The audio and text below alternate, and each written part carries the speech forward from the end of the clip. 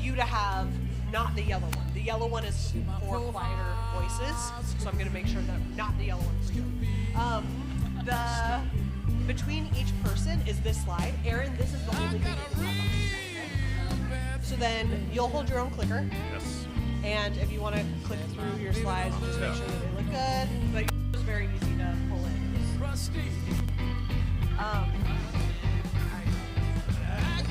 And you also have the laser, since we have a projector. My only ask to you both is to stand on this side. Yeah. I'll have that 7-minute timer right there. I don't know that you'll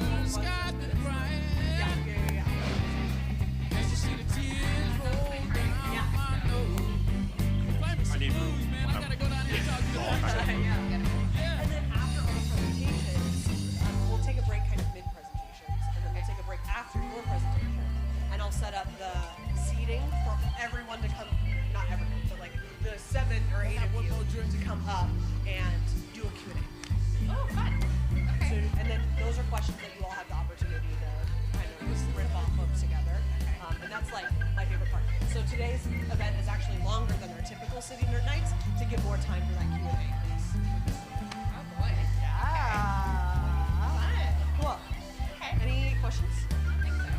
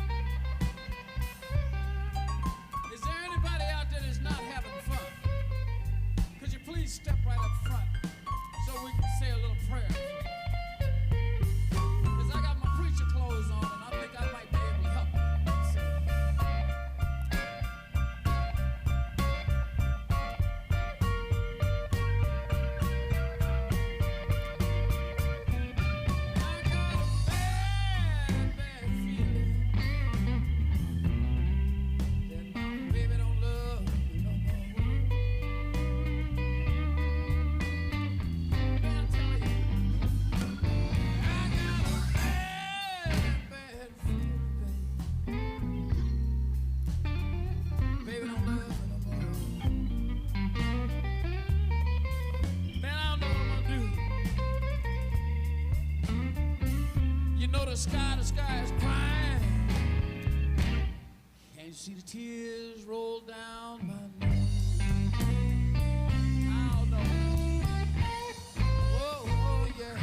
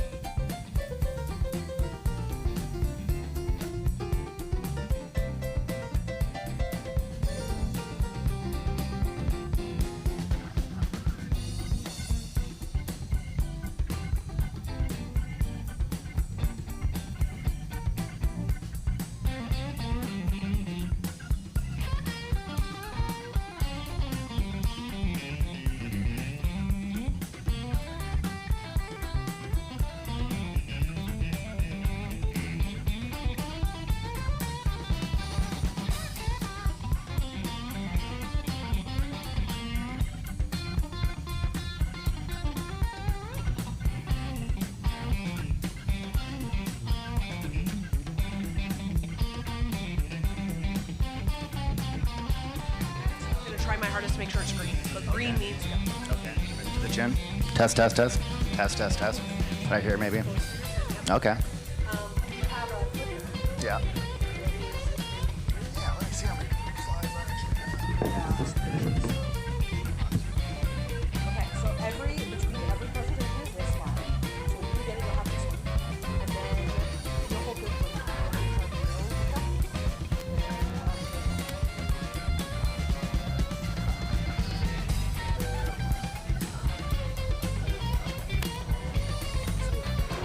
Oh, I'm so glad that we have it. Go back. To that last slide. Yeah, let's do that. Okay, we'll go talk to Casey. No, that's great. That's great. I can't tell you how many times I write Anchorage to get it on. Do you mind just checking?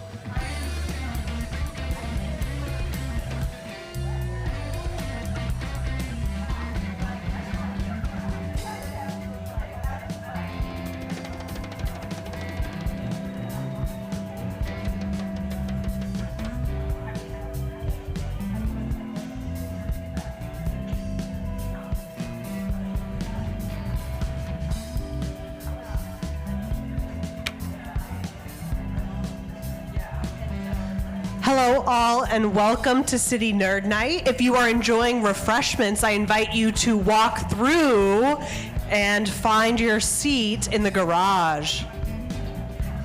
City Nerd Night will get started here in just a few minutes in the garage.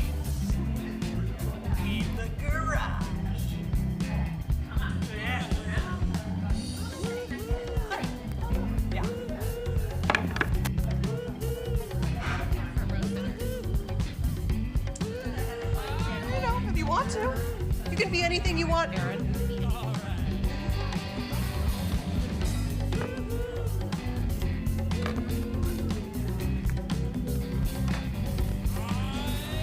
You can if you want. Yeah.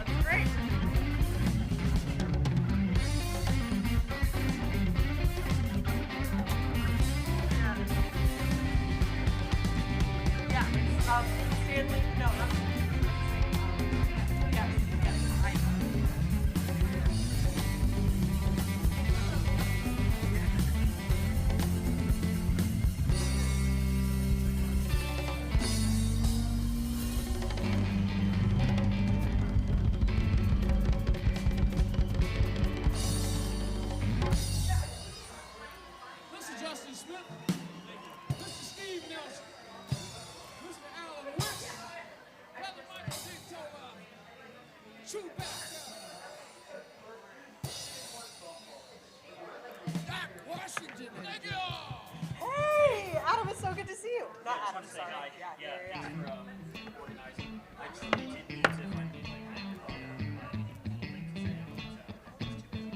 It's so crazy. Well, we have these about 4 to 4.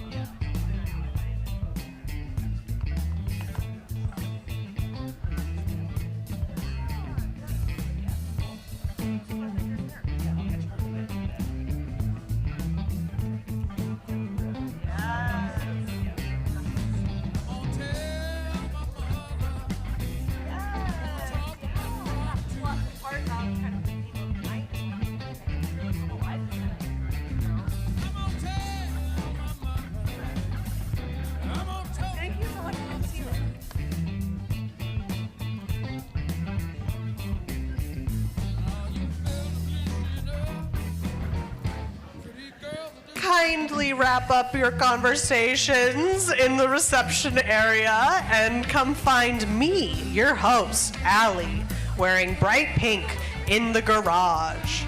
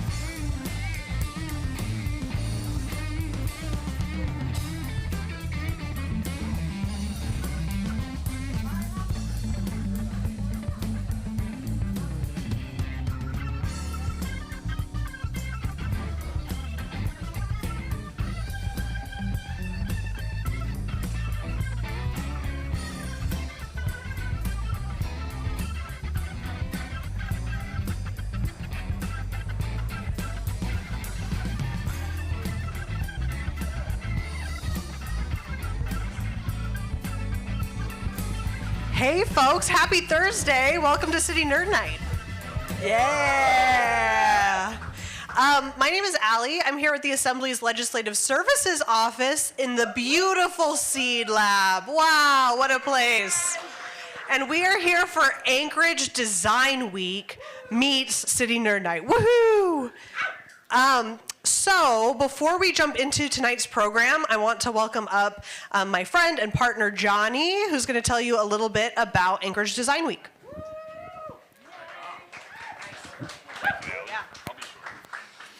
I'll be short. Welcome everybody to the Seed Lab. Thanks for being here this evening. My name is Johnny, and I'm very happy you're here to hear presentations about how to make our community better. That fits within the mission of Anchorage Design Week to connect creatives and community members to envision and activate our place. We welcome you here to partake in that. We hope you follow up with conversations with creatives and neighbors to do just that as we move on from the moment this evening. I want to say a special thanks to all the partners, both fiscal sponsors, in-kind, organizational partners for Anchorage Design Week. Sometimes I'm the face made for radio with a microphone, but I am only just a small piece to what makes it all possible. There's a whole staff at the Anchorage Museum who are lovely individuals who do a ton of the work, but I just get to say thank you to all of you and to all of them for making it happen, along with partners like the American Society of Landscape Architects, the American Society of Interior Designers, AIGA, Alaska Design Forum, and a number of others. So thank you to everyone who makes it possible. The Emerging Professionals Happy Hour this evening was sponsored by MMCT, Site Furnishings Company. This evening's Happy Hour in Seed Labs, sponsored in part by Victor Stanley, another Site Furnishings Company. Sarah Kwan is here this evening. Sean from MMCT is here. So we really welcome and appreciate funds to help us gather and enjoy each other with our bellies a little more full and maybe our jowls a little looser. So thank you for being here. I hope you've participated in other events.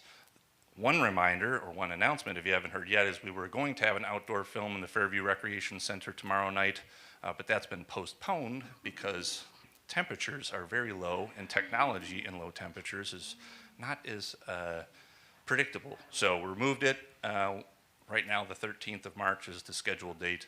We'll figure out daylight savings time and sunlight and all that kind of stuff. So if you're planning to attend that, don't go tomorrow. Come in a couple weeks.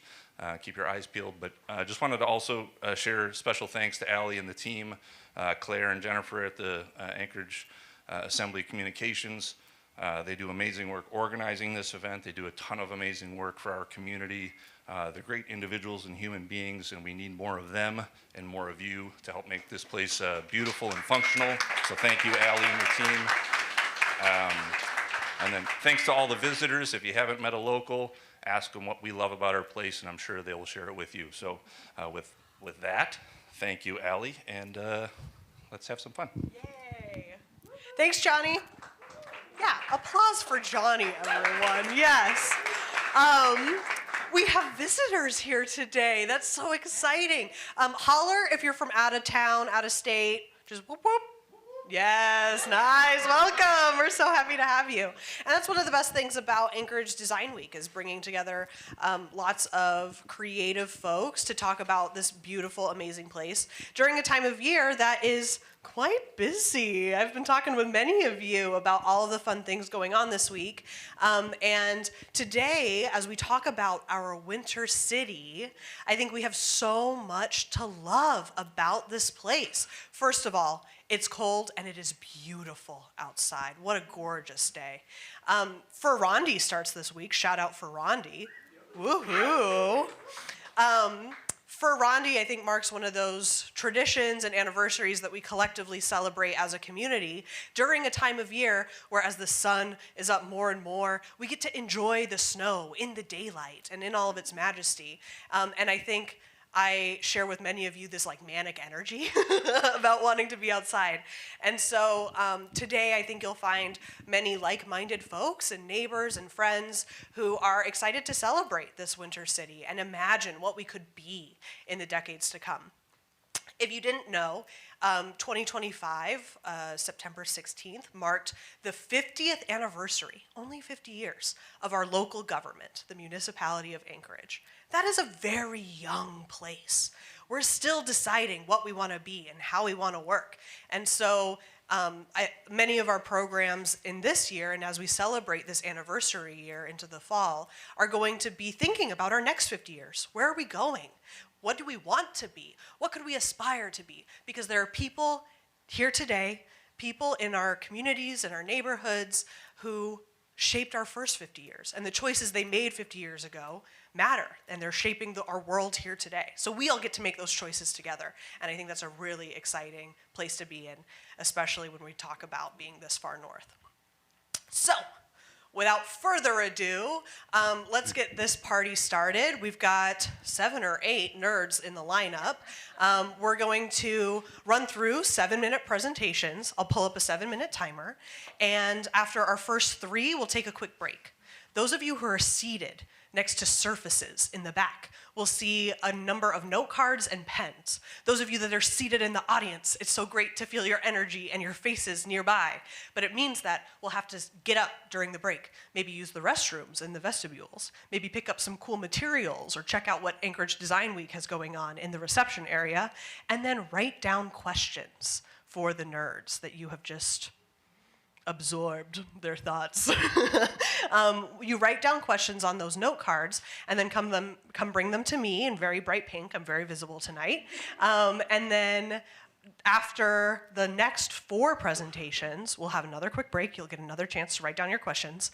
We'll bring all of the nerds up for a Q&A to close out that night. And that dialogue is going to be really good. So thank you all for being here tonight, for braving the cold and finding warmth and community all together. I'm done talking. Let's please welcome up Erin.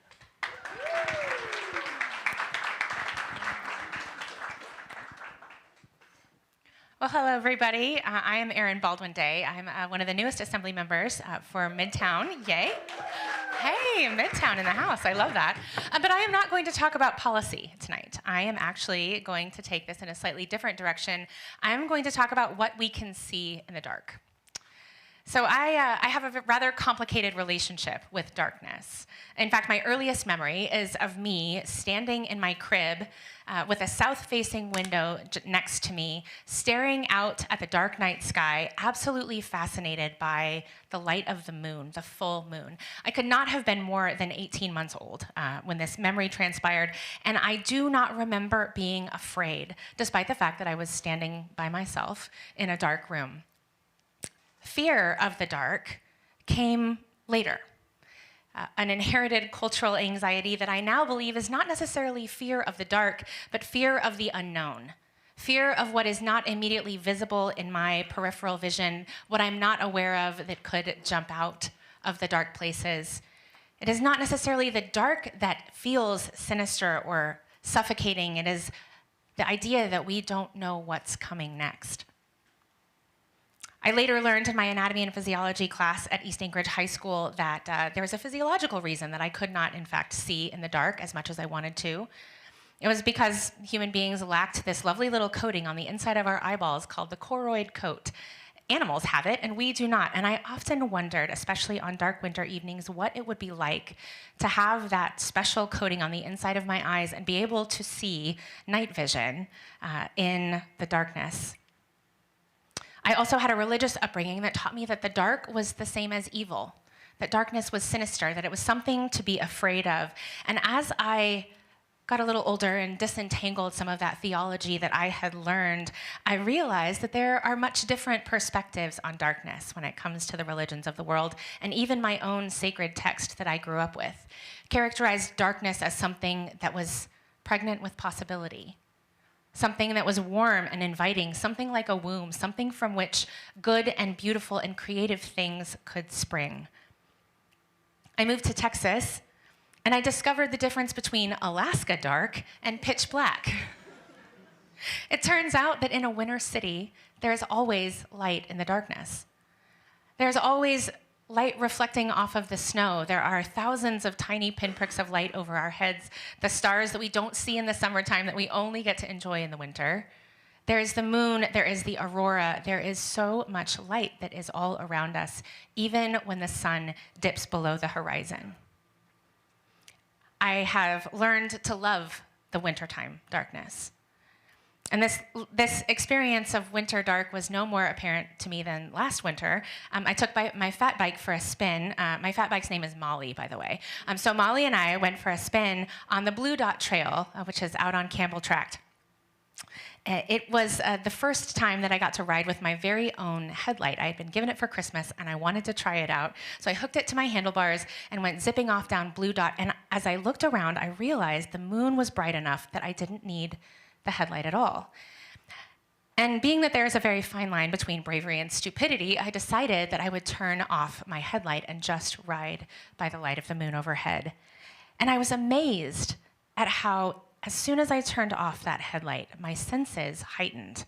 Suddenly, I was extremely aware, in a way I hadn't been before, of the crunch and the squeak of the snow under my feet, of the tick, tick, tick, tick, tick of my chain against the derailleur, of the feel of the balaclava against my face, and even the outlines of the trees came into sharper relief in that moonlit setting. And I rode on that way for quite some time until I was deep enough into the woods that I actually had to turn my headlight back on, and it was jarring, in fact, when I finally flipped that thing back on and the artificial light illuminated the space. My eyes had adjusted to see in the dark, and my senses had started to perceive things that had been totally invisible to me, something I wasn't even paying attention to with the light on.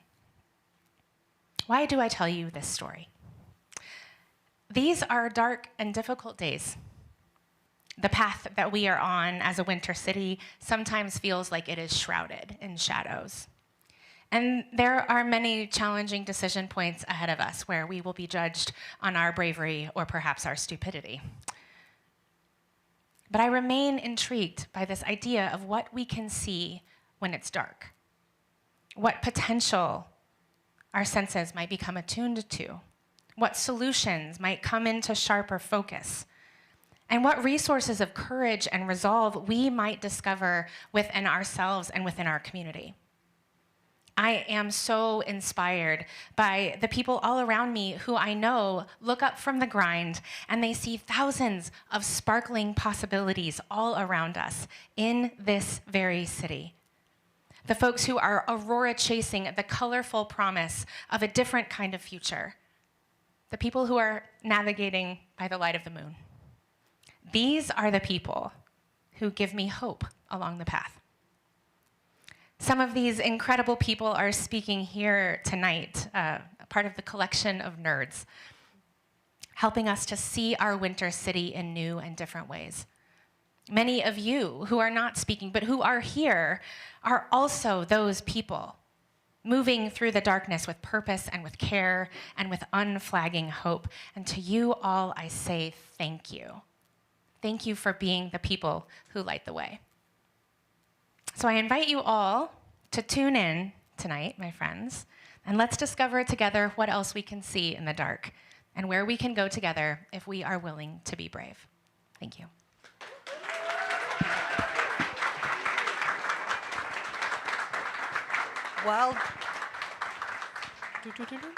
Well done, Erin.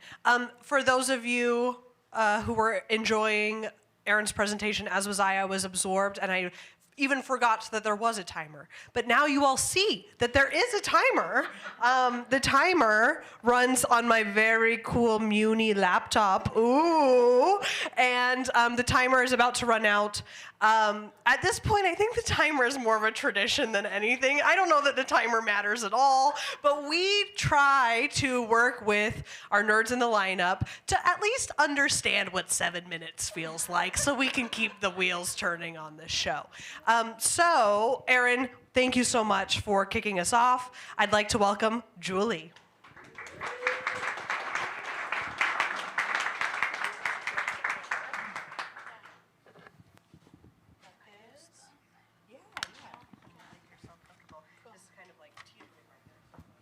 She didn't tell me that the 7 minutes was flexible, so. Okay, perfect. You Yeah. want me to grab one of those stools, and then that way you can stand over there and see the timer? Okay, cool.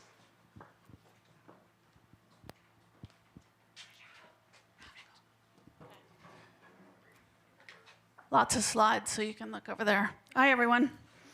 So I'm going to start with the premise that Anchorage is a winter city by climate. There we go. It's my thesis statement. In the 1970s, the German architect Frei Otto proposed that Arctic cities be enclosed in climate-controlled domes, a not-so-optimistic, psychologically unsettling, and wildly impractical winter city fantasy.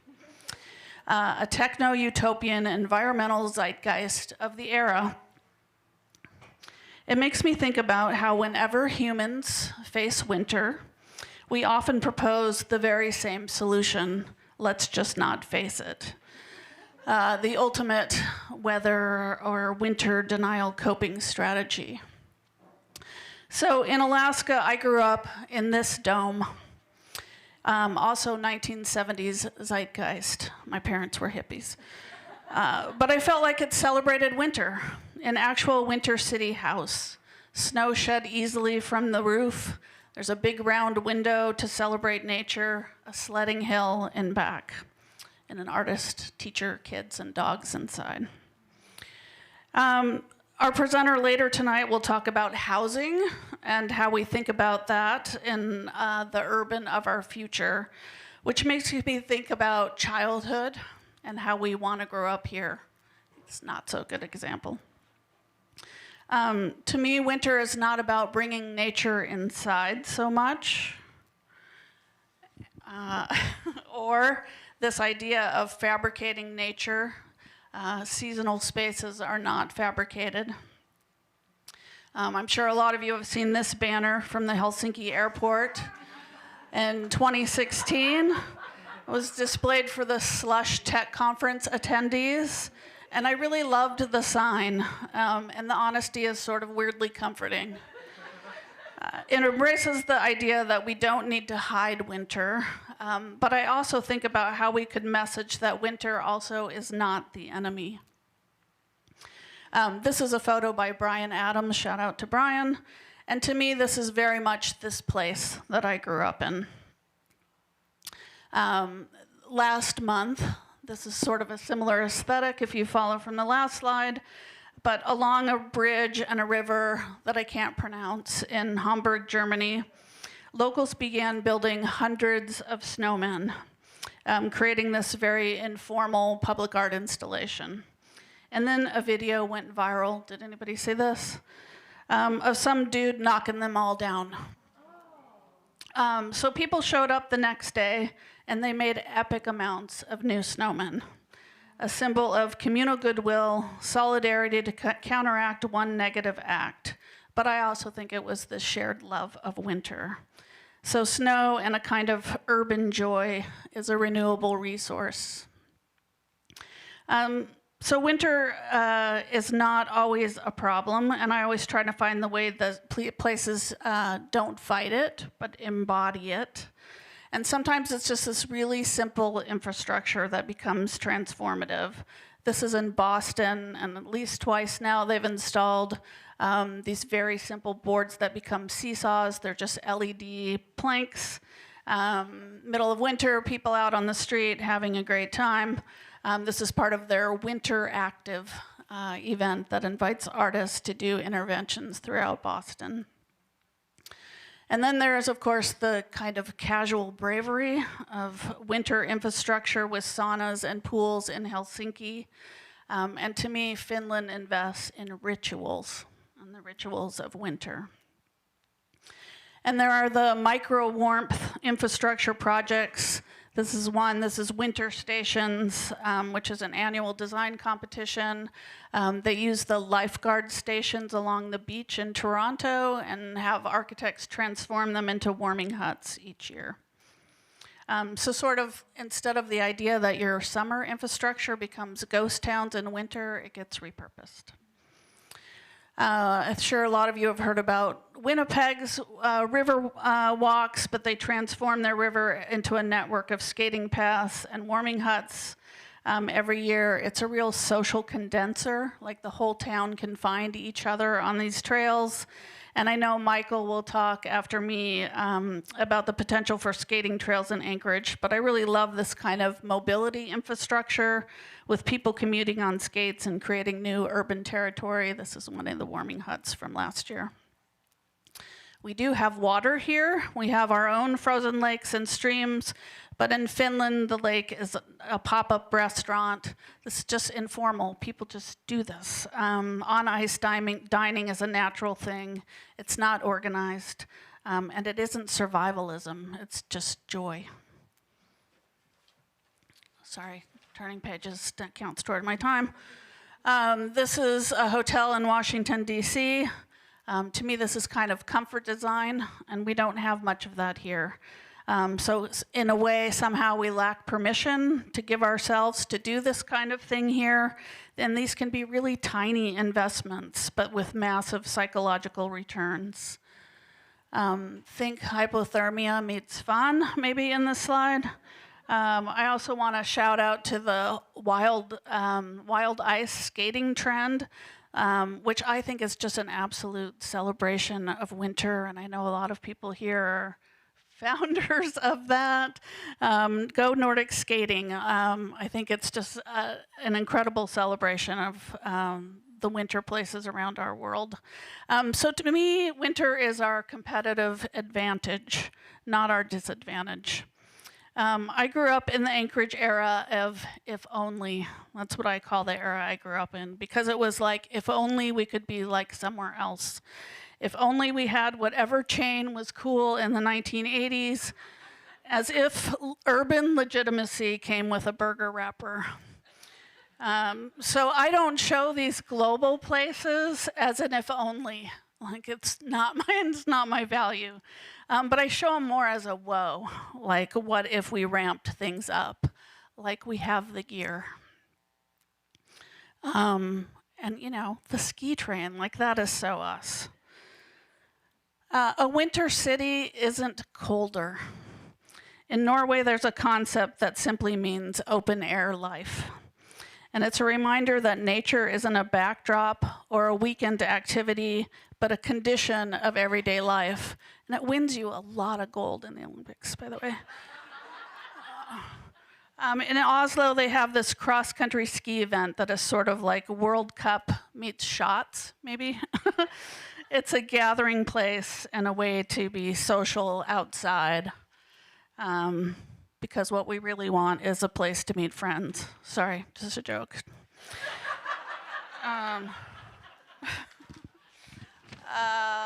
Okay. But seriously, I think we're a globally relevant place and not as peripheral as we are perceived. And speaking of healthy social interaction, this is the Art Shanty Project in Minneapolis. Again, an annual event where they take over the lakes. They bring artists in, note the artist thread through many of these, that build these interactive structures on a frozen lake, part sculpture, part performance space, part social experiment. And one thing that I really love about this project is that it's entirely dependent upon winter. And forgive me for now noting that the Anchorage Museum does Design Week in winter, outdoor films, outdoor installations, outdoor concerts, thanks to the Anchorage Museum staff. But we also don't always need mayors or museums to build it. Winter cities are about winter people.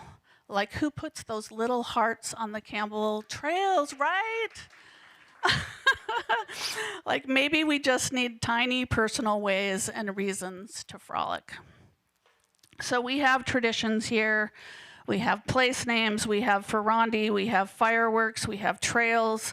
The Anchorage Film Festival did an outdoor film on the museum lawn this December. Winter markets are beginning. And Dark Daze, shout out to Dark Daze, has brought music to our winter. These are some other outdoor film festivals in Norway and Vermont. Like, just scale it up. This is a Samoyed cafe in South Korea, which to me is winter as a designed experience and how some cities import winter as an aesthetic, but our winter is lived. And then this is Anchorage, Alaska. This is a project I organized almost 20 years ago with the museum and the Alaska Design Forum. It's called Freeze. And this shows just one of a dozen major installations born from snow and ice downtown. And yes, when the snow melted, I did have to clean up a truly impressive number of condoms from the park strip. Since imported snow comes with imported social consequences, but this did bring people together for weeks, and oftentimes in temperatures like this week. I often observe that the projects that stay with people aren't always the biggest, but they are the ones where someone says, I was a part of that. So we didn't build a dome, and we didn't wait for spring, because winter is our material. This is Oprah and Juno. Cheers.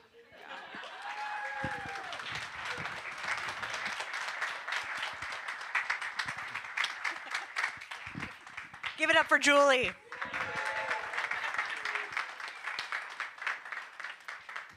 Shout out Dark Daze. Please welcome Tony. Clap for Tony.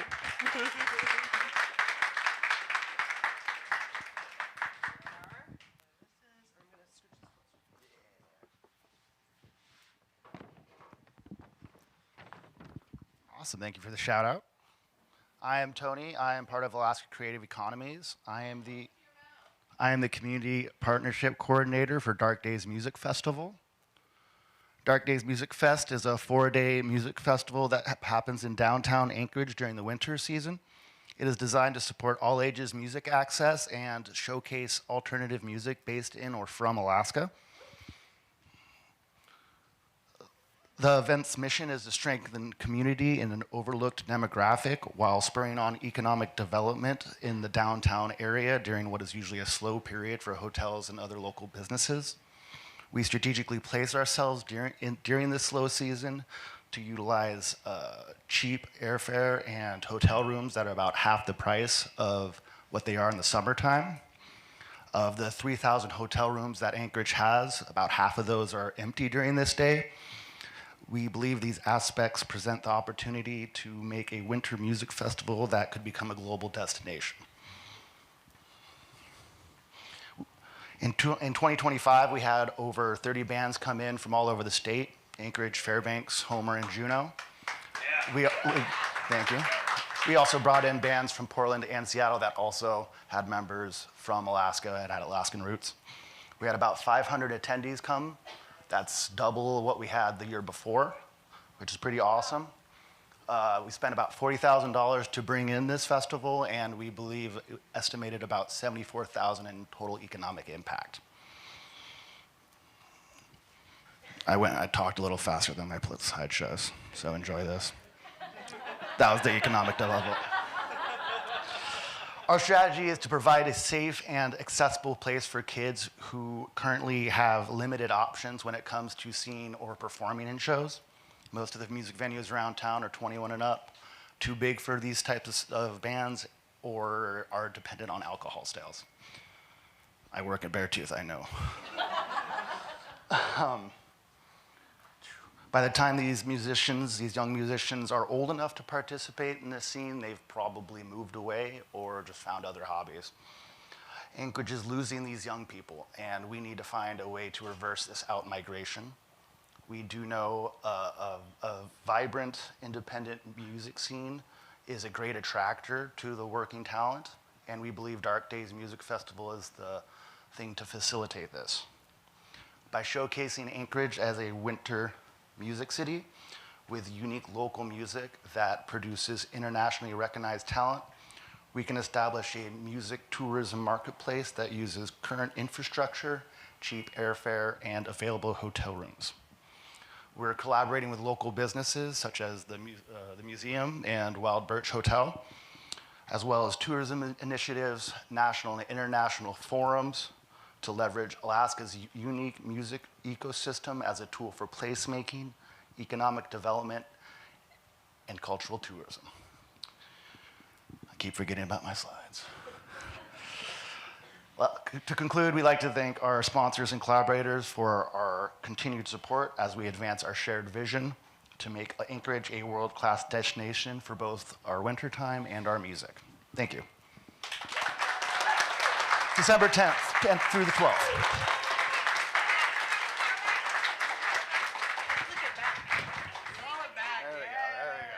There we go. It's happening. You crushed it, Tony. Thank you. Give it up for Tony. Tony's one of those exceptional people who is willing to jump in. Tony joined the lineup this week. Shout out to Tony. Let's take a 5-10 minute break, get some final refreshments before they head out the door if they're not already packed up, and then you can use the restroom. Write down your questions, and then we'll see you all back here in, I'm going to give an announcement in 5 minutes, but in a short amount of time. See you all in a sec.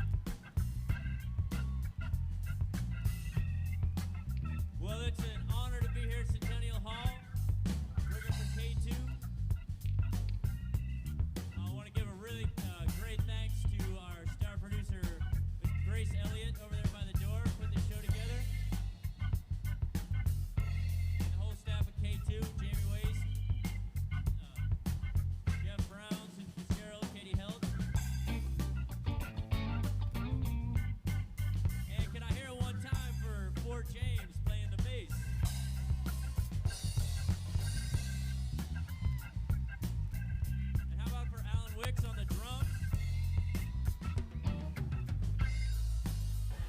And Mr. Steve Nelson on the keys. All right, friends, let's gather back around and join in the excitement of City Nerd Night. We've got another 4 presentations. You now get the rhythm. You feel the gist. We'll move through them pretty quickly.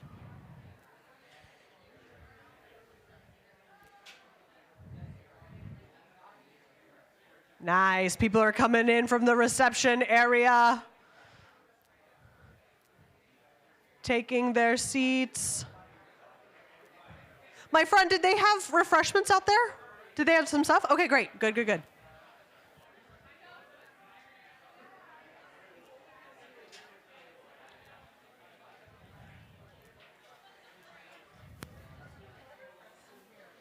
Oh, yes. This is the home of Tent City Press, where they do the zines. Yes, the zine fair. There's also a tool library back here. Seed Lab is a great community space, that's for sure. All right. I'm eyeballing folks that are coming in from the reception area. We are almost ready to begin again. Oh, I love seeing people hug. That's so good. All right, folks. We're going to get started. Thank you to those of you that completed some question cards. I'm going to put them over to the side. After our next 4 presentations, thank you, friend. After our next 4 presentations, you'll have another chance to write your questions. And again, those note cards are available on the surfaces all around the room with pens. And then you'll also have the chance to do one last restroom break before our Q&A session, which will close out the night. So we've got 4 7-minute presentations. That's 28 minutes, if I'm doing my math correctly, along with some transition time. And so it is time for our first nerd in this 4 presentation spurt to join the party. Please welcome Carrie.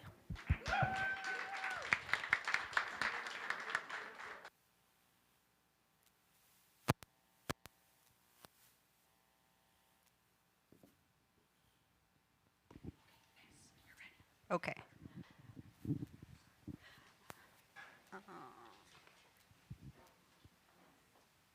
Okay. Hi, I'm Carrie Lynch. I am a board member with Bike Anchorage, and I only say that so you feel like I have some authority, and because I freely stole pictures from our website.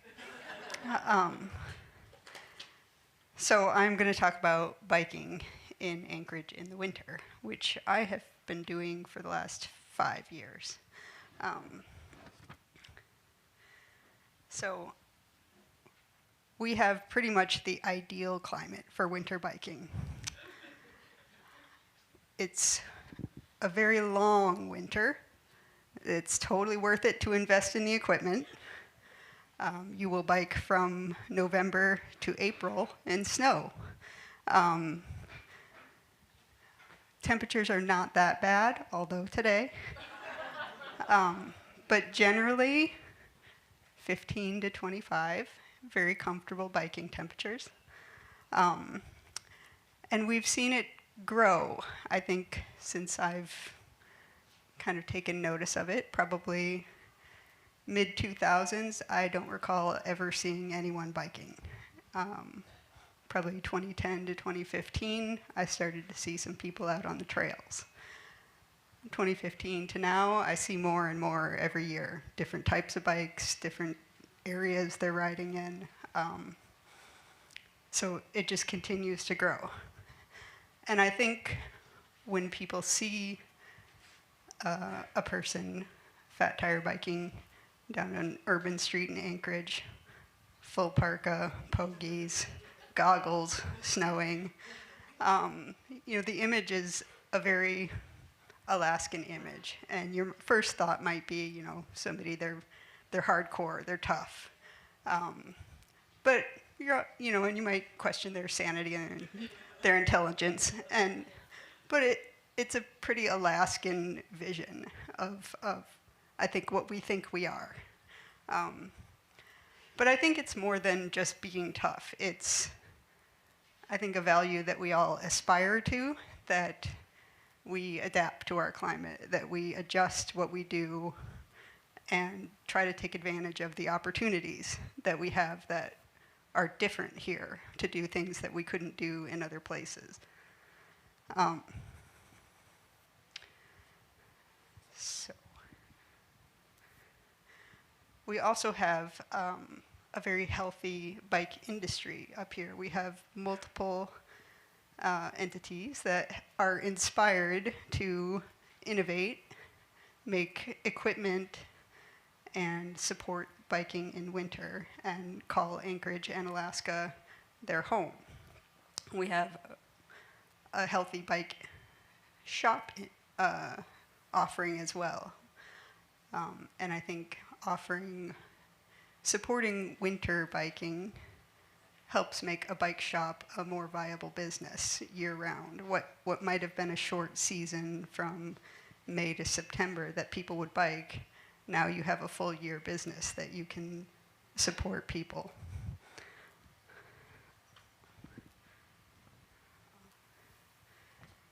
And so you might think, isn't fat tire biking only for recreation on trails?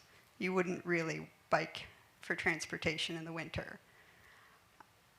And that can be true for some people in some places, but here it's both. So the picture on the left is something more typical of what you see on trails. The picture on the right is a community in another place where biking is much more supported as transportation. And I think your infrastructure defines the type of biking that you see.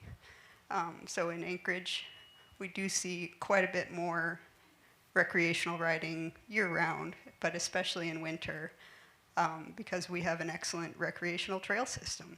And it's easy for people to use. They enjoy it. Our transportation biking can be a bit challenging. We do tend to stick to the trails when we can.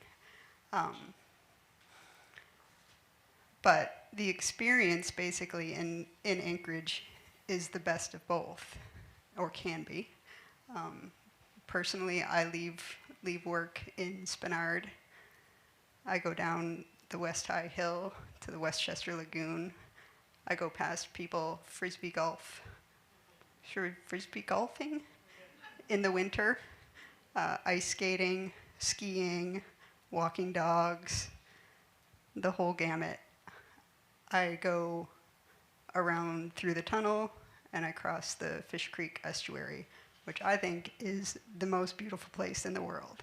And every time I go there, I think, I didn't do anything special. I'm just riding home from work on Tuesday. And so my rides are both. They're fun and they get me places. I'm not really a recreational rider. My skills are poor. And when people do, refer to riding in the winter as something hardcore, I laugh because it's not.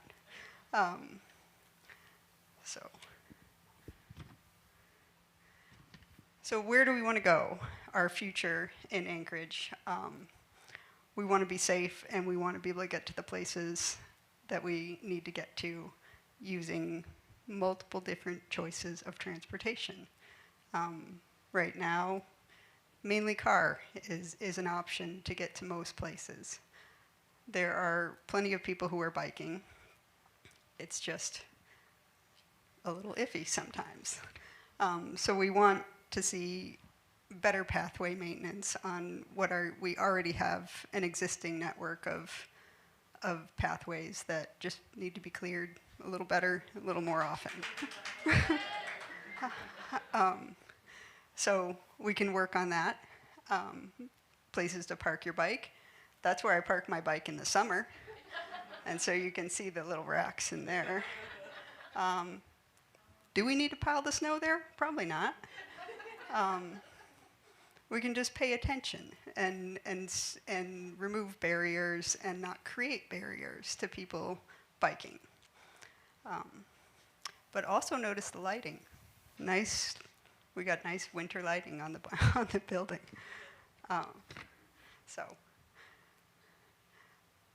and that's all I'm going to talk about. But if you want to come and see a spectacle this Saturday as part of the Fur Roundy, we do the Big Fat Ride, and we have 100 to 200 people come out and ride through downtown on fat tire bikes. And everyone's invited. You can come talk to people, see what they like about biking, if you're interested. If you want to strike up a conversation, tire pressure. Lots to say about tire pressure. So.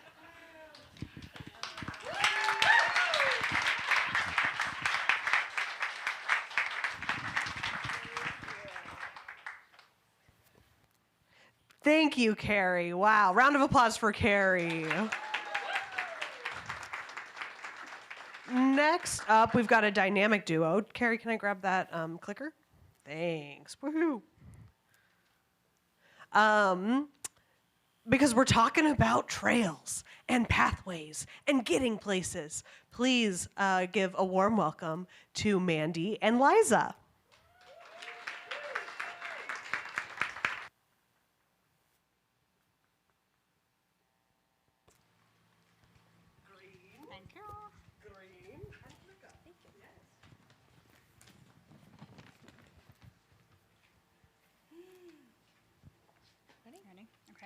Okay.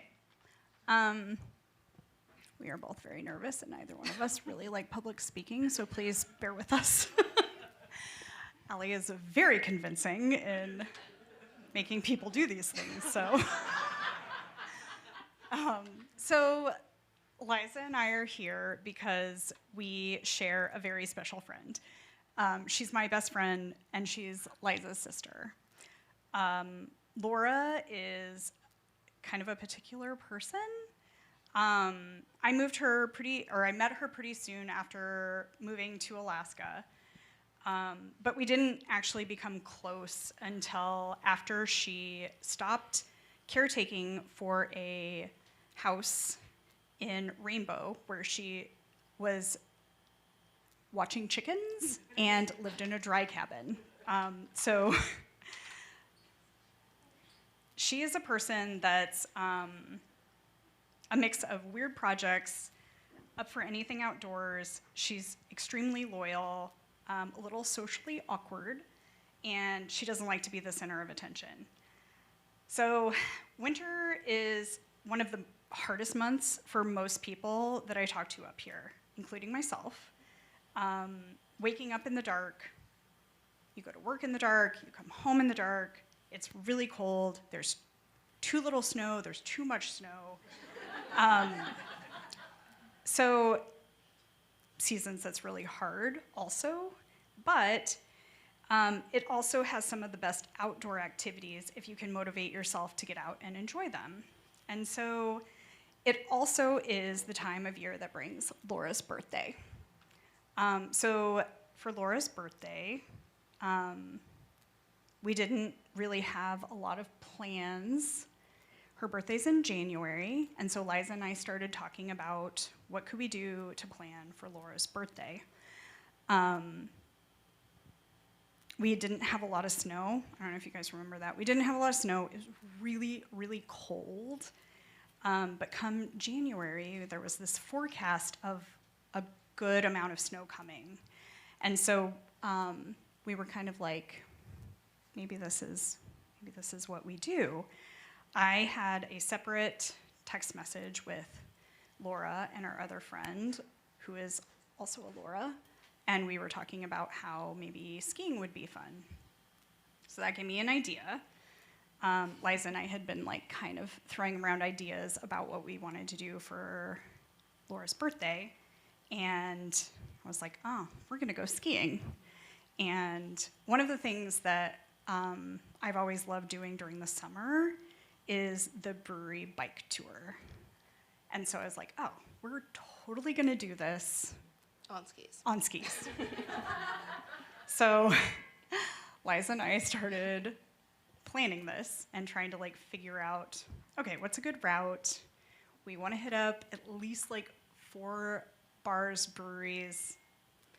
I live near Campbell Creek, and so I was like, oh, we do that whole circuit.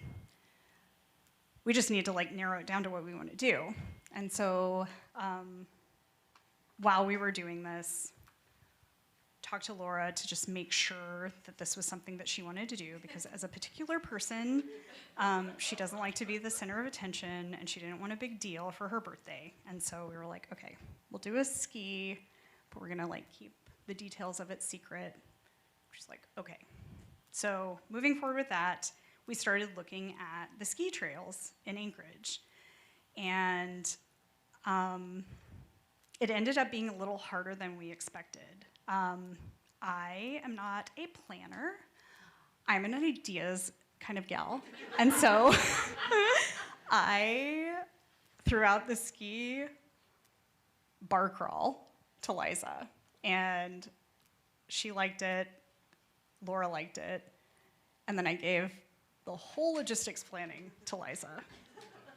And so we have the trail that we tried to do, the trail that we ended up doing, and some of the pictures along the way. And so what you see here is all the places Mandy wanted to go. And trying to connect them on skis wasn't really a feasible option. We had the idea of maybe going to Itooth and doing a loop around Taku Lake, and then maybe going to Turnagain Brewing, and then, you know, cutting across Diamond on skis to go hit up Anchorage Brewing, and King Street. Decided that was not a good idea. We then kind of pivoted and decided most of the people who were part of the ski lived in Spenard. So we decided to incorporate the Chester Creek Trail and merging 2 of our favorite places, Crossroads, where friends meet, and the Buckaroo Club. So we decided first we were going to start at the Buckaroo Club and end at Crossroads, you know, and kind of just stop along the way and be, you know, make a day of it, not just going and doing some laps at Kincaid and then meeting at a bar for drinks, but skiing and being social. We wanted to have the ski be a social event and not just like ski a few laps somewhere around Kincaid and then like get in our cars and go somewhere. So like we wanted it to actually be an interactive event. So this is where we landed. We were going to meet where friends meet, ski down to the Sullivan Arena where we would hop on the Chester Creek Trail, and then ski the Chester Creek Trail up to Spenard to the Buckaroo Club. From the Buckaroo Club, we would go to the Spenardian Palm Tree, and then from there end at the Carousel. The theme for her birthday was tropical, based off of the We were going to Hawaii the next celebration month, so. that we have the palm tree back in Spenard. So,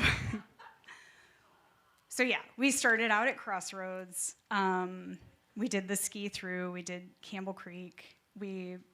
Chester Creek. We entered at Sullivan, and we did some stops along the way on our own to keep the socializing going because, as you probably know, the Nordic trails, although amazing and incredibly well maintained, don't cross a lot of the business district in Anchorage.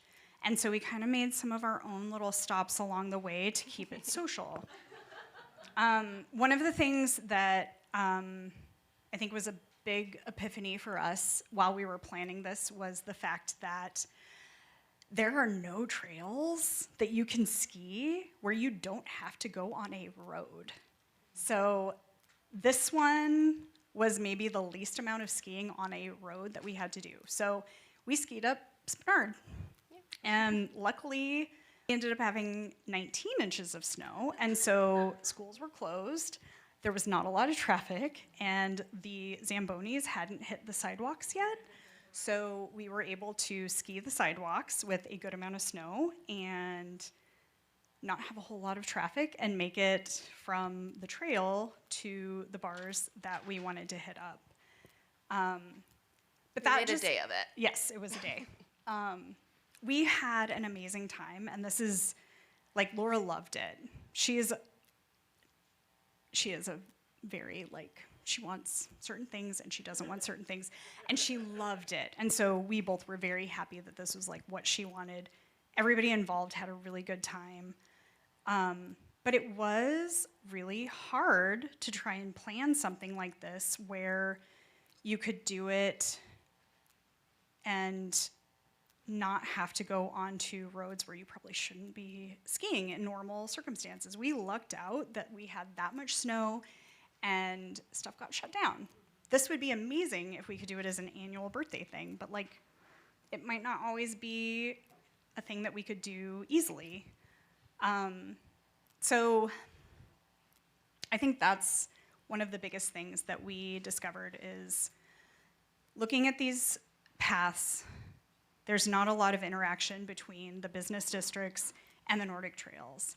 And wouldn't it be amazing if we could have a little bit of interaction with the businesses in Anchorage where you could do non-motorized transportation and go grab coffee while you're skiing. Like, or a beer. Like, park in a parking lot, grab your skis, go out, make it a thing to go get coffee and lunch and do a loop and come back and not have to park at a trailhead. Go through, although a very beautiful green space ski trail, but go through some of that and actually be able to like utilize some of the social interactions of it also, loop back, and like have a very easy cross-section of businesses and enjoying Anchorage in the winter. Not all of us have invested in the fat tire bikes yet. No, no. But I will say, we also found the same issue with the sidewalks not being groomed, and like, there were places, I mean, you can see, we were like in the road.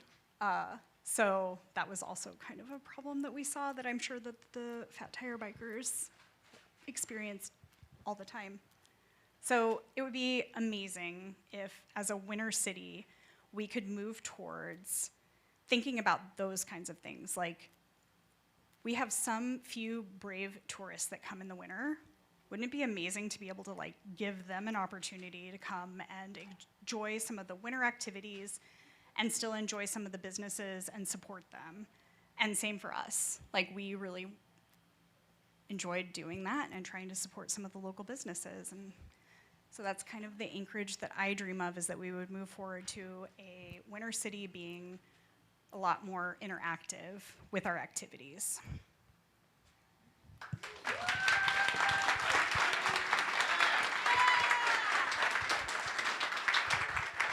I dream, Mandy. Liza, I dream. I dream of such a place. Give it up for Mandy and Liza. What a beautiful friendship. I love friends. Oh, shout out to the palm tree. We love seeing that up. And, I think one of the things that we'll talk about during the Q&A is lighting. Look at how beautiful this glow is. Wow. So let's put a pin in that thought there. And please welcome Mike. Yes, Mike, thank you. Come on up. Mike, I've got a mic for you. Never heard that before. As an avid cyclist, I really appreciated that presentation. I also appreciate presentations about skiing. I'm not a skier, so I really appreciate the perspective of skiing as a cyclist and seeing like how does it work for both groups. And I can see that it's easier to take skis into a business. I can tell you that taking a bike into a place, a restaurant or whatever, is not always an easy thing. So I really appreciate those, and I can talk the rest of my time about tire pressure pretty easily do that. However, my name is Mike. I work at the Botanical Garden out on the east side, so there's a lot of, yeah, thank you. A lot of talk and action about downtown, which is great. It's never a bad investment to invest in a downtown, but I've worked on the east side at the garden for like 14 or 15 years now, so seen a lot of ideas come and go out there and interest in different kinds of activities in the east side. This presentation is actually a mix of two different presentations, and there's someone named Rob, I think, in the audience maybe somewhere. Is that there? No? Okay. Anyway, had a hand in this, so it's kind of two different concepts put together. I should use this. There we go. So the idea has evolved over the years into something I sometimes refer to as a chalet east. So you think of chalet and Kincaid is a great hub of activity for winter things and skiing, of course, and other things. Well, in the east, we see the potential for something similar. And if I had a map, I can show you how you could bike from one chalet to another chalet and never leave the road, or never be actually on the road system, except for maybe one or two little spots. But it's kind of cool to look at maps in that way. We at the garden are known, of course, for summer, now more so in winter as well, as we do lights. Gonna skip, so fall and winter, there's lights going up, so hopefully some of you have come out to visit and see the lights that we do, which has been a lot of fun for us at that time. However, we get more and more interest in daytime activities that we do at night during the event. People want to come out and say, hey, can we do kick sleds during the day? Or can we see the ice sculptures during the day? And we are trying to sort of meet that interest and demand by providing access. And so it could be things that we're doing at the garden or simply around the garden as we wrap our heads around this idea of a chalet, like a public facility that would provide access to all these different kinds of daytime activities in the winter. Could include ice sculpting, amateur ice carving, which we do. We do workshops at the garden on how to get familiar with the tools and the techniques, and then of course the sculptures are on display as long as it doesn't melt, which has been a great year. We like single-digit temperatures because the sculptures don't melt, but these could certainly be a public feature in that East Anchorage area, and I'll show you a little bit more logistically what I'm talking about. They do well at night, so you light these things up at night. They're very interesting and attractive. So like day and night interest in most of these things. We have a four-season children's garden that we're actively pursuing. So that's something that we hope to be able to implement in the coming years. And this particular trail, most of which actually does exist, would be publicly accessible. It's essentially our perimeter loop around the garden. So some of you are familiar, there's fat bikers that ride around this and hiking and skiing, depending on the snow levels, all the way around our perimeter fence. And usually they'll park at that, if you're familiar with the Benny Benson School, and the shared parking lot out there is a really great place. And also it stretches down almost to the Campbell Airstrip trailhead. So that's another access point for these existing trails. There's some of it's mushing only in the winter. But there are offshoots of this used currently now for fat biking and hiking and cross-country skiing. The other part of this presentation, which came to me through an individual named Rob Earl, and again, Rob is not here tonight. He mentioned not. Okay, I'm giving you a thumbs down. Thank you. But in planning these presentations, his idea came kind of in conjunction with some of what we're doing out and around the Botanical Garden, because his idea was that these kinds of skating trails, which do exist, and Julie mentioned some of this earlier, wild skating or intentionally groomed or created ice skating trails through the forest. It does happen in Quebec, which is the example that you're seeing there. And Rob's suggestion, which is similar to that trail I showed you earlier, it's essentially near or around the Botanical Garden as far as some access to like relatively flat wetlands, kind of like Potter Marsh sort of feel, if you're familiar with that part of town, that could easily become a skating, like a wild skating or a maintained skating trails without too much thought or, I mean, I'm going to say effort, but obviously things require a lot of effort, but it exists, pretty easy to imagine how it could exist in that area. Rob's suggestion is that the area sees minimal use and could accommodate those skating trails. That's the fat bike trail or the hiking trail and skiing trail, depending on the snow level, that goes through the marsh and also connects to mushing trails. And again, many of you are familiar with the East Anchorage trail system. These things already exist to some extent. And more on the skating, it looks like in the Quebec example, as you can imagine, they're using a Zamboni to create that. I mean, it's the same concept as creating like an ice rink where you're doing layers of water and just running it over and allowing it to freeze and create the kind of surface that you're looking for. North Slope ice, sure. Yeah, I have not been to the North Slope in winter, but yeah, I'm sure they're creating those roads and using them for transportation and access in winter only. Like you're relying on it being frozen in order to get in and out. You're right, yeah. Yep. So there's this kind of hub, bringing it back to this notion of a chalet. I'm out of time, so I'll try to be a little quick on these last couple slides. That the hub could be, yes, trail skating, kick sleds, an arena of some sorts, a place where people go day and night to see like ice sculptures and just all kinds of activities. We're not trying to think of replicating existing activities, but really supplementing the activities in a part of Anchorage that feels a little bit like a dead zone in some of these regards.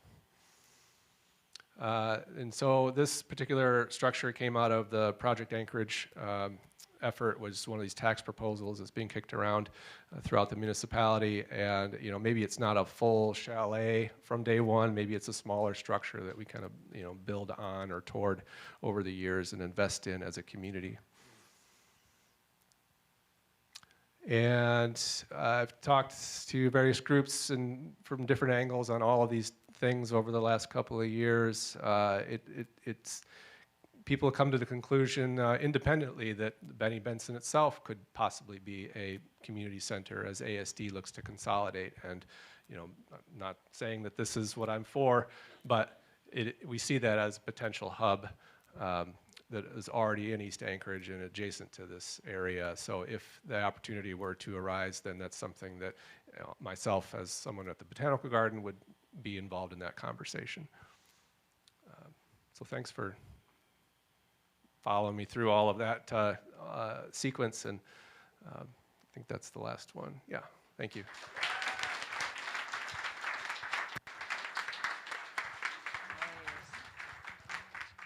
Beautiful, Mike. Thank you so much. And our final presentation of the night, please give a warm welcome to Jason.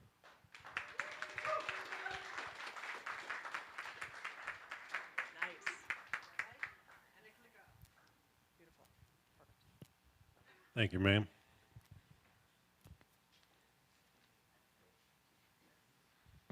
All right, hi, my name is Jason Norris, and I'm here to talk about the most exciting thing tonight, which is policy. Taking us home strong. So policy is what I do for a living. I do it 8 hours a day, 5 days a week, and so I live it and breathe it. And so I recently got involved in our city and state issues and looking at how things kind of work and don't work. And what is policy? And most people, if I asked you what policy is, you'd be like headaches, red tape, bureaucracy, a lot of negative connotation, right? Well, what policy actually is today is our history. It is what we decided was important at that time. What did we want? What did we not want? What would we give up to get something or avoid something? And it's what we changed based on how things were going. Were they going well? Not always, and so we changed something. These are the rules that shape every aspect of our lives, whether you realize it or not. More often than not, though, we just adopt somebody else's because they wrote it first. And so it never reflected our values, but at its best, it does reflect those three things at the bottom there. And I want you to focus on the third one, because what do we give up when we decide we want something or to avoid something? And so where are these policies? They're everywhere.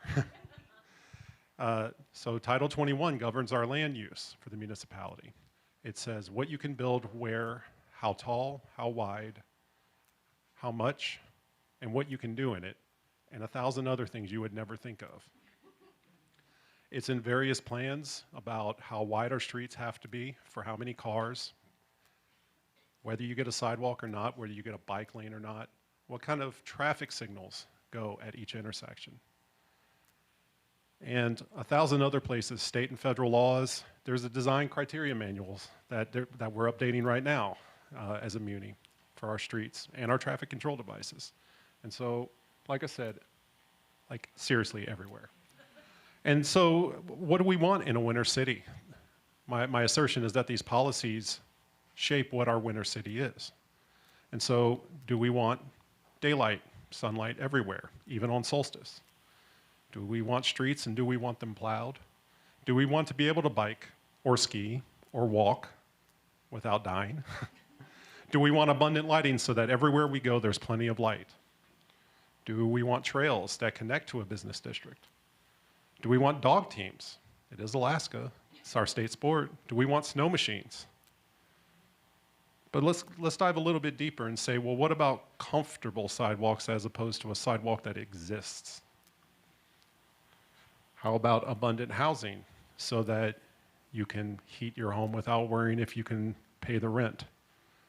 What about walkable mixed use so you don't have to get in a car to go get a loaf of bread?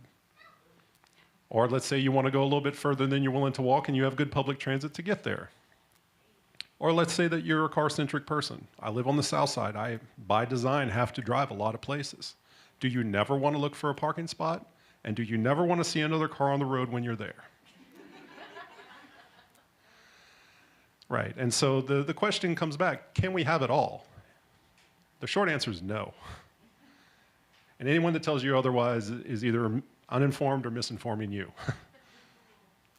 And again, it's what are we willing to give up to get what we want? And so how does that traditionally look in Anchorage? And so here are the things that we generally give up. We give up our beautiful night skies that Erin was talking about earlier. We give up the opportunity to see stars in the aurora so that we can see wherever we're driving. We give up good public transit. We give up health. The University of Utah found that obesity and diabetes goes down by 15 to 20% for people raised in walkable neighborhoods. Significant. We give up community. I love my house. I love my neighborhood. I've lived there for 5 years. I've met 3 of my neighbors because everyone drives home, they go in their garage, and they never come out. I see them when they drive away, and I see them when they drive home. Pedestrian safety, 30 plus of our neighbors have died in 2 years, walking or cycling. Walkability, I can't walk to a store in less than 30 minutes, and I'm a bit of a mosier, I'll admit it, but still a fair amount, and we give up attainable housing. Our son's with me tonight. If we don't do something soon, his generation is going to miss out because they can't afford to live here. And so what do we get? We've given up all of this. What do we get out of it? We get plenty of bright lighting, lots of parking, never have to look for a parking spot, plenty of single-family neighborhoods with huge yards around them, wide roads with plenty of fast traffic. So let's look at it in housing terms. What is our policy giving us? We're giving up imperfect housing and mixed use that could be built to get perfect and mixed use that's never going to be built because we've made it too expensive to do because of our policies. And so does this outcome align with your values? I'm not here to tell you what's right, wrong, or indifferent. I can tell you what mine are, and you can tell me what yours are. So if what you look around tonight when you leave here and you're traveling home by whatever means or mode that you're doing it, if you like what you see, then the good news is you're done. Your vision has come to pass. But if it's not, I have even better news because you're about to meet so many amazing people. You're going to meet assembly members and you're going to go to community council and you're going to write lots of testimony. and you're going to end up on Zeba, and you're going to end up president of your community council. That may be a personal story. So what's the challenge? Because I hate to give people a problem without giving them something to do about it. The first thing is understand the environment around you. So tonight when you leave, if you're driving, notice how much space we give cars, how many lanes, how wide are the lanes, how many driveways go on and off the road, how many parking spaces off to the side, how many parking garages. What does our housing look like, and how many parking spaces are in front of those houses, right? Understand that this is not just the way the world is. Too many people are very fatalistic about it. Well, this is just the way we are. It's not. This is all by design, and it's mostly due to fear. And generally, it's fear of parking, fear of shadows. I'm not lying. People are afraid of shadows.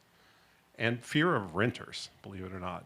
I've been in these spaces enough that I'm speaking with a lot of experience here. Those fears are the reason why we can't have nice things. And so what I want you to think about is, what do we do instead? What is your vision for what you want it to be? And what are you willing to give up to get there? You may be willing to give up some time to write a letter or to attend a meeting. You may be willing to give up your fear of public speaking. But whatever it is, I encourage you to do it and to act. Because as Erin started about what we see in the dark, and I want us to leave here tonight not thinking about what the dark does to us. Too often we look at the dark as being imposed on us, rather than something we should live harmoniously with. And shadows are an interesting thing, because I did say that people are afraid of the shadows of buildings. Whenever we talk about building more dense housing so we can have walkable neighborhoods, invariably someone will say, well, what about the shadow that's going to be cast on this yard on solstice? That's my garden. It's under 3 feet of snow. But suffice it to say, they're afraid of it. But I challenge each of you to think about standing in that shadow on solstice and looking at the building and thanking the building for being there, because your neighbors live there and they're safe and they're warm. They have a home.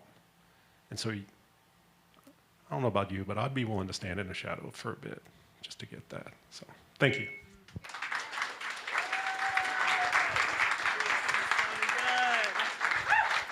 Thank you, Jason. Oh, what a beautiful bookend to our presentations. I bet you all are stewing and thinking about lots of great questions for our nerds of the night. To our nerds, we are going to take a quick break to set the front of the room so that you all have a place to sit and answer these questions. So to our audience, we will take a brief break.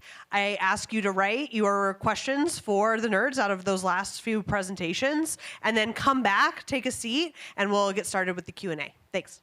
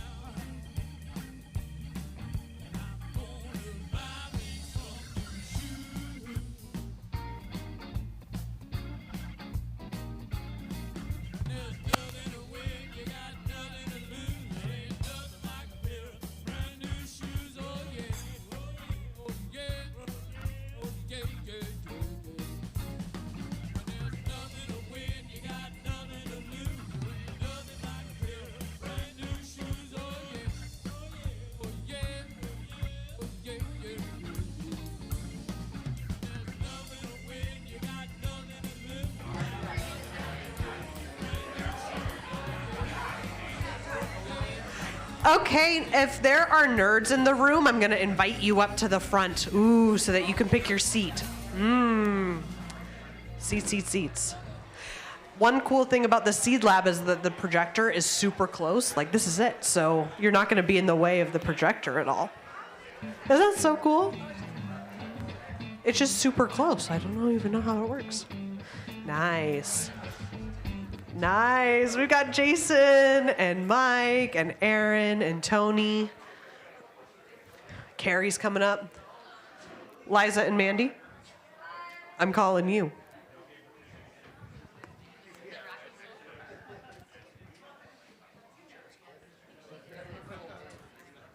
Nice. I'm going to give each row a microphone so you can kind of like dance around. And each of these questions is going to be, there are a couple that are direct to specific people, but then most of them, you know, different. Their seats. Yes, take a seat. High or low? Perfect.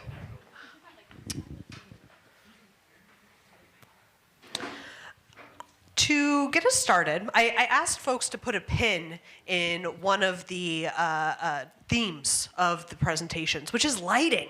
It came up a lot, and it makes sense in a winter city that we ought to talk about lighting.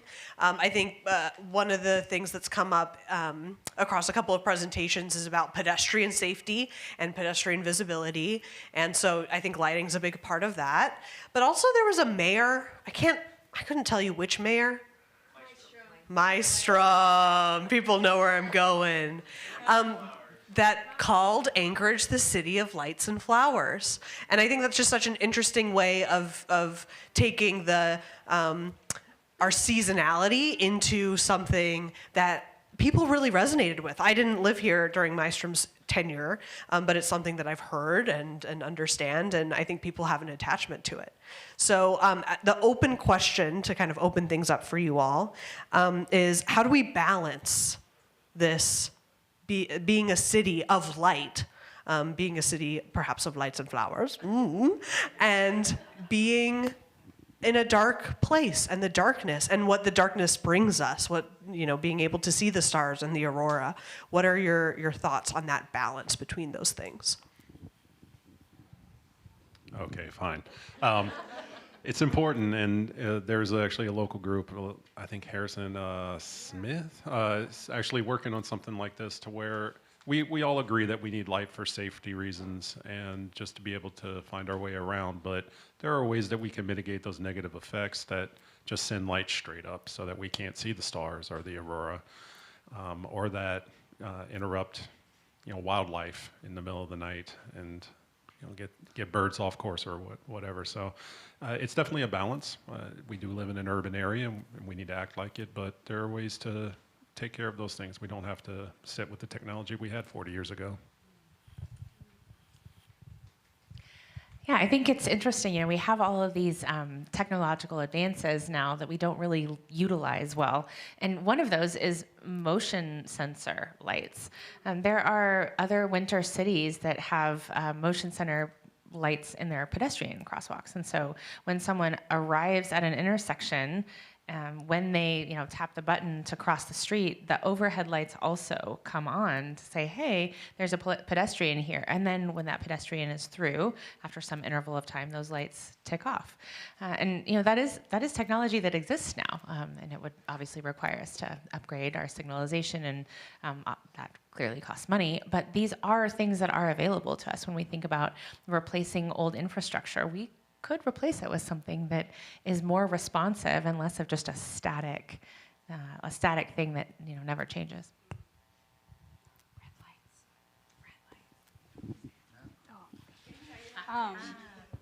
So I saw an article not too long ago, and I can't remember where it was from. It was either like Sweden or Norway, but there was a country that changed to red lights for their city streetlights so that they protected the wildlife, and like stuff like that. Like they made it a countrywide thing so that it was not something that affected the nature and wildlife around them.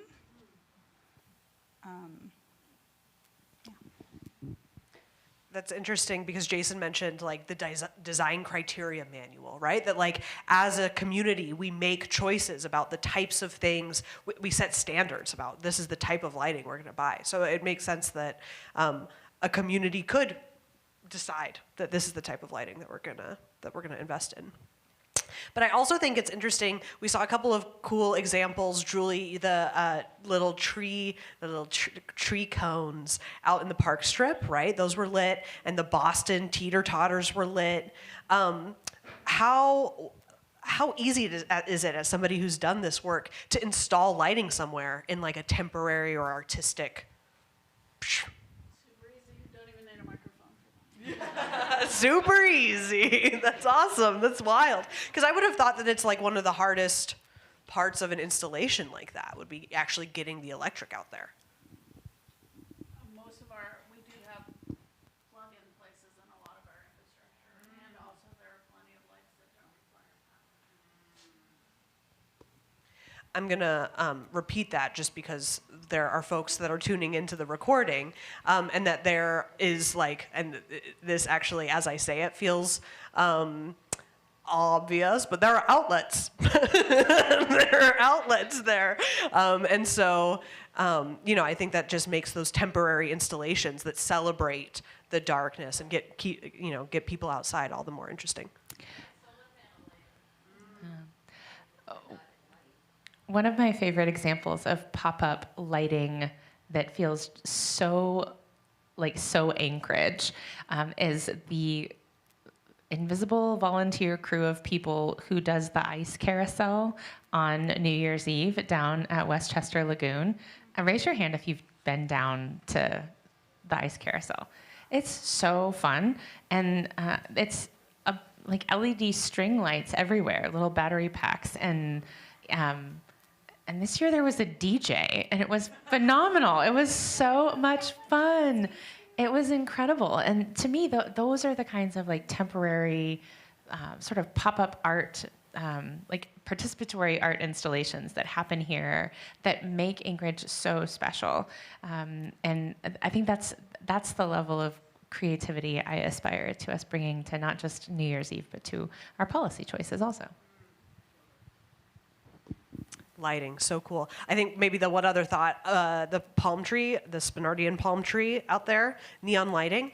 We've been looking at a lot of pictures from the 70s of Anchorage, and we had neon lighting, like lots of it. And so I think about like Club Paris being this iconic neon sign, and now we have this brand new building downtown with bright neon lights that are a part of the architecture. So just shout out neon and an affinity for that, because there are 7 months out of the year where it's really, really fun to have.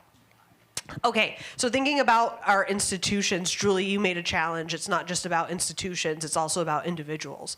But institutions play a really big role in shaping our culture, right? And the workforce, how people engage in their community through the workforce. So the question to the group is this, and also Mike, I'm curious to get your take on this as somebody who works for the Botanical Gardens. What is the role of employers, of big companies, folks working downtown, midtown, et cetera, to be a part of the culture of winter in this town?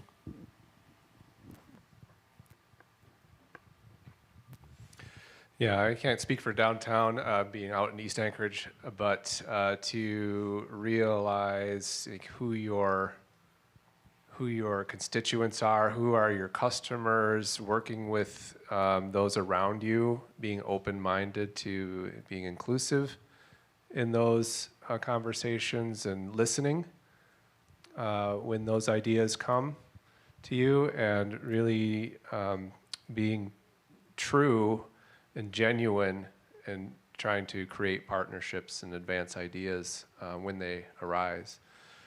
Just being a trustworthy business neighbor, someone that is open, you're open to ideas, and your door is open to those around you to come and throw ideas at you, and you're going to listen and try to do your best to incorporate that.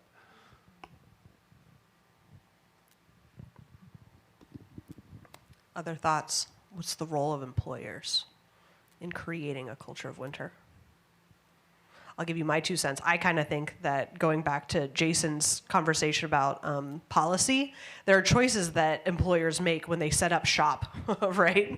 And those choices have a big influence on the behavior of employees. And so just thinking, like, not taking those choices for granted and just setting up shop the way that maybe you would always think to. I think it's one of the exciting things happening with the Botanical Gardens and even having things like kick sleds, right? Like being on a trail system and being accessible by trail is something unique to your institution, right, that a lot of places don't. I worked at UAA for a while, and one of the best things about working at UAA was the access to the trail system. And it was a part of our daily life to be on the trails and in the spine and experience wintertime. It was so good. Any thoughts on that? So yeah, one other thing as far as employers and the business community goes, there's this emergent idea of an index of how friendly a city is by how many bathrooms are locked at businesses. Because it's an instant, like, you're pushing back on the community that is visiting you, and you've welcomed them in as long as they spend money, but as soon as they need to act like a human, then they run into a barrier. And so I think if I did have a message to the business community, it'd be, think about how you present yourself to the public, because at the end of the day, without the public, you don't have a business. And that's not to say that you should let them take advantage of you or anything else. It is your space, but the way that you do position yourself as a member of the public or not matters. So on Winter Bike to Work Day, I surveyed some people about what their ultimate vision of a winter biking city in Anchorage would be. And I heard lots of, just clear the sidewalks. But the one idea I hadn't heard before was somebody said we should have more parking lots in Midtown because we're really good at clearing parking lots. And that's the only reliable way to move through Midtown. So employers, more parking.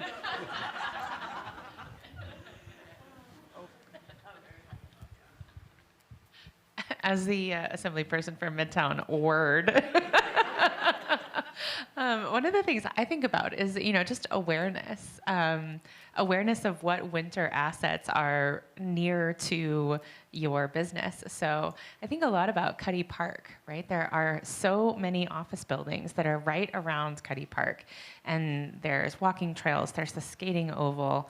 And I think what would it be like if the businesses who were all around that asset had a skate exchange, so that you could go skate on your lunch break if you wanted to, just like pop on a pair of skates and do a few laps and be outside while it's actually light during the winter.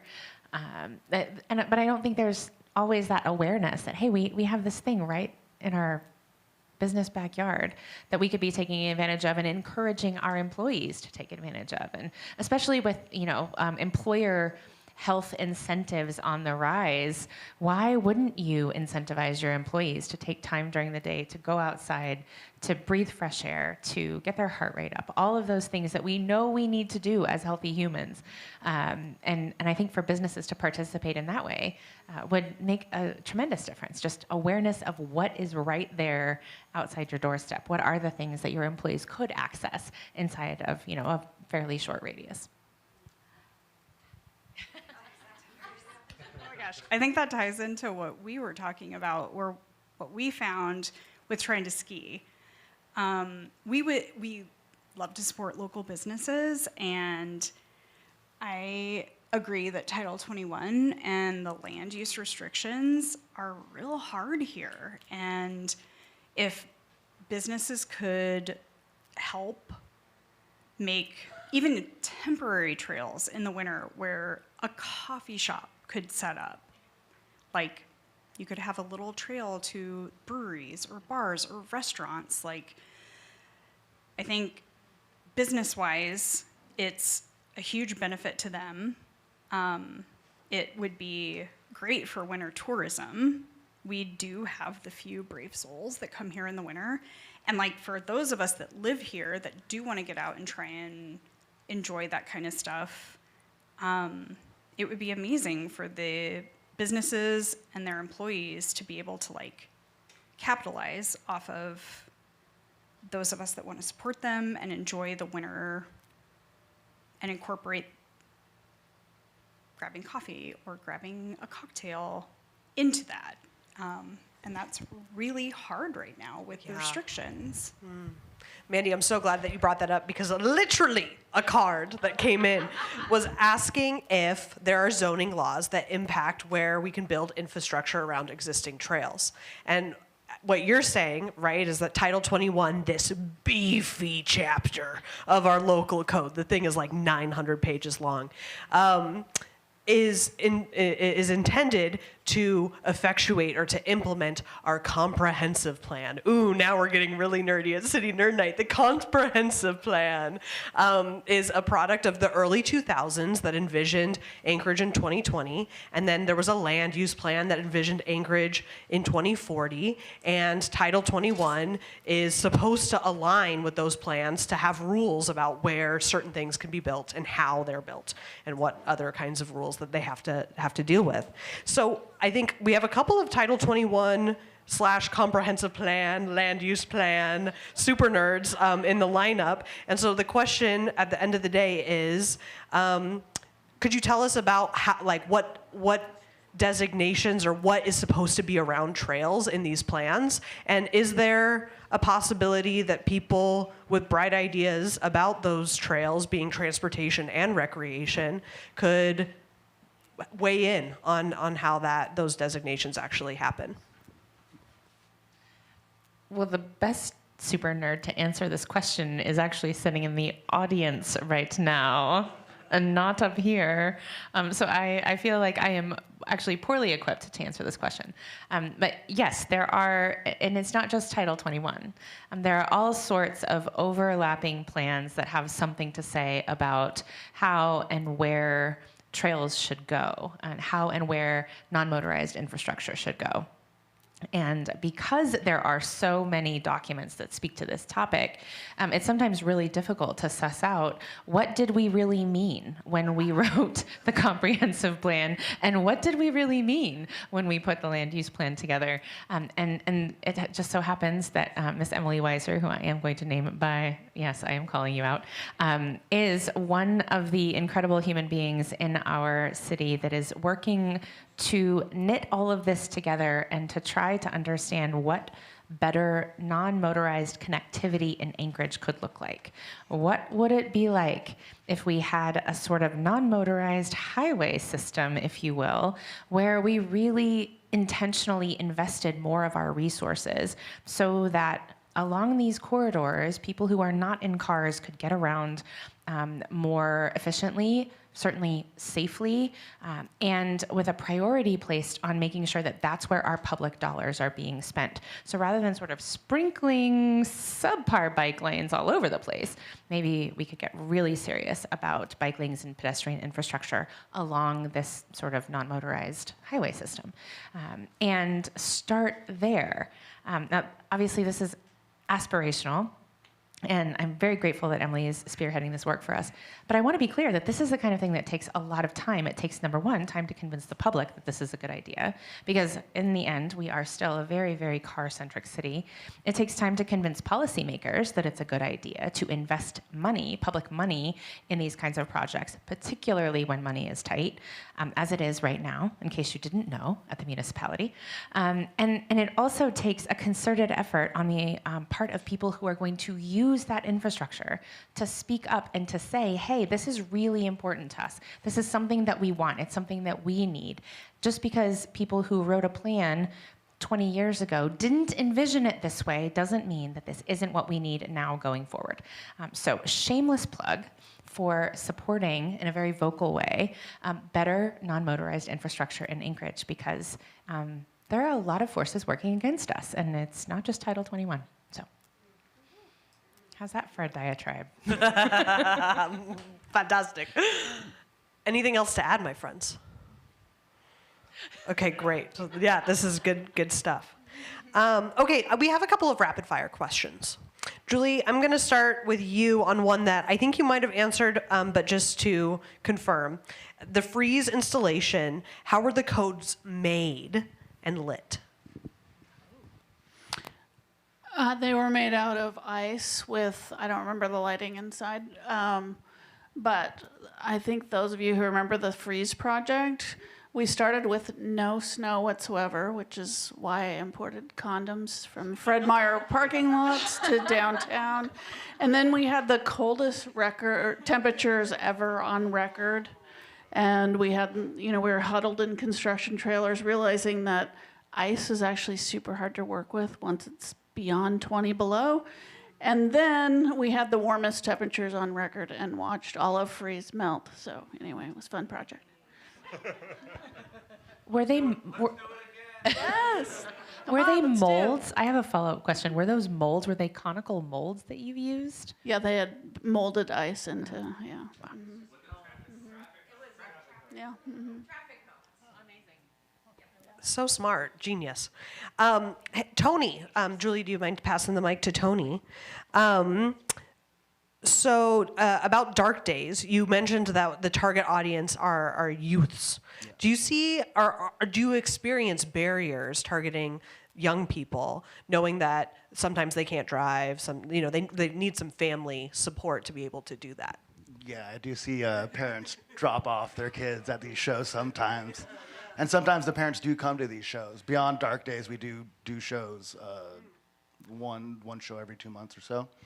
And granted, it's Club Nightlight. It's operated by Electric AK, but they only do like after-hour shows or something like that.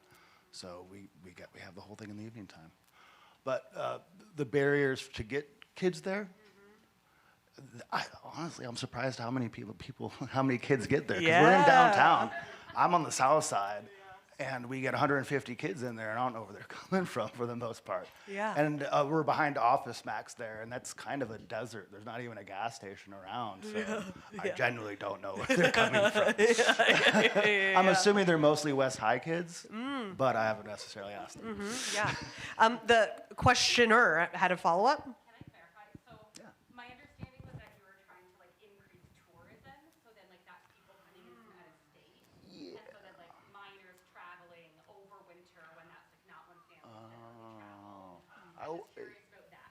I see. I was necessarily saying that the music festival itself was oriented, like the people involved in it were the all ages people.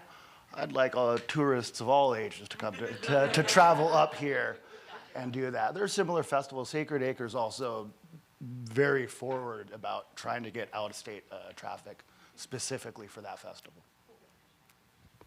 That's awesome. And then let's send the mic down to Mike. Oh, sorry, Mike, I can't help myself. Is there a way, so when we think about the east side of town, is there a way to connect Chalet East, if we're thinking about a map, to Russian Jack Park? Because there's been some pretty serious park improvements to Russian Jack. I would ride on a bike over the overpass, the Tudor overpass, and down into the UAA. That's that trail system, which will take you over to Russian Jack. So that little bit between like Elmore and Basher, you can stay on the trail. There's a trail there, or just take the sidewalk. Yeah. It's not very far. Yeah. You can do it. I mean, I wouldn't say it's direct route, but it's pretty good. And it's beautiful. To Carrie's point, what a beautiful, way to travel, and then not also be on a mucky road. Riding over Tudor on the overpass is just great. Yeah. Yeah, skip totally. that. And, I used to commute from Spenard to the east side, and I would avoid Tudor at all cost. Yeah. Fair. Yep. And I would take 36, which is a bike lane, a bike route, an official bike route. Yeah, and also shout out to the neighborhood bikeways project, but I think greenways, that are making more of those connections for folks that are looking for on the map. Okay, last rapid fire question for Carrie. Do you have to a fat tire bike to participate in the Big Fat Ride this Saturday? I would recommend it. I have only done it myself once, and I did not bring a fat tire bike, and I looked around and said, I guess this was obvious. I should have. But yeah, it starts out where they truck all the snow in for the Iditarod, and it's pretty deep. So if you go around that, the rest of it's pretty packed down, and you could do it. But you might want to detour, because not even the fat tire bikes can really get through that stuff. It's just, I don't know, it's just for fun. But you can't really ride in it. You gotta lower your tire pressure, I think. You could, if you wanna figure out the correct tire pressure, you could probably do it. But yes, but you could come no matter what. Just, it's at 4th and E. Well, I love that we came full circle to tire pressure, because that was my closing question about what is the best tire pressure. And it depends, sounds like. There's an app. You can calculate it. There's an app for that, of course there is. Temperature, you got to do the temperature, like the temperature that you're in, then the temperature you're going to ride in, then there's the softness of the snow. It's the very first time I went out, I failed, and it took me an hour to get to work. Oh. And I think I was on basically flat tires. And I was really warm though. It was minus 15, and I was hot. So it's important. Well, huge thanks to each and every one of you for joining the lineup to talk about our Winter City. For Rondi this weekend, the Fat Tire Bike Ride this weekend, lots of really great things happening. Anchorage Design Week, thank you so much for having us. And thank you all for coming out tonight. Stay warm out there.